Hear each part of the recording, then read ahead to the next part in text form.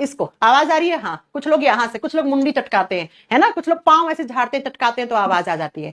सुनिए ध्यान से, आप ऐसे उंगलियां चटकाते हैं तो कट की आवाज आती है, क्योंकि बेटा हमारे शरीर में जहां जहां जॉइंट होते हैं, तो जॉइंट जहां होते हैं हड्डियों के बीच में, दो हड्डियां जॉइंट की सहायता से जुड़ी हुई होती है, ये हड्डी है, ये हड्डी है, बीच में जॉइंट है तो ये हिस्सा चटकेगा, ये हड्डी है, ये हड्डी है, बीच में जॉइंट है तो इस हिस्से का चटकाने से आवाज आएगी।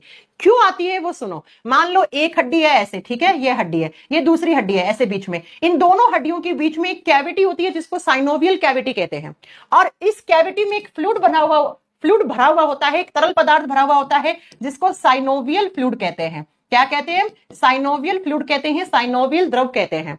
इस द्रव के अंदर यहां पर कार्बन डाइऑक्साइड के बबल्स बन जाते हैं, कार्बन डाइऑक्साइड के बुलबुले बन जाते हैं इस फ्लूइड के अंदर। दो हड्डियों के बीच में एक फ्लूइड होता है जिसको साइनोवियल फ्लूइड कहते हैं, और इस फ्लूइड के अंदर कार्बन डाइऑक्साइड के बबल बन जाते हैं। तो जब आप ऐसे उंगली चटकाते हो तो इस कार्बन डाइऑक्साइड फटता है, और उससे फटने से ये बबल फटता है कार्बन डाइऑक्साइड का, और उसके फटने से आवाज आती है, उसी को कट आवाज कहते हैं, कट आवाज कहते हैं। इस हिस्से से भी आती है, देखो आप, इस हिस्से से भी आ सकती है, यहां भी जॉइंट है, गर्दन में भी जॉइंट होते हैं, वहां से आ सकती है, घुटने से आवाज आ सकती है कट कट की, है ना, पांव झाड़ने से वहां से कट कट की आवाज आ सकती है। तो शायद आपको पता लग गया होगा कि हम उंगलियां चटकाते हैं तो कट कट की आवाज क्यों आती है।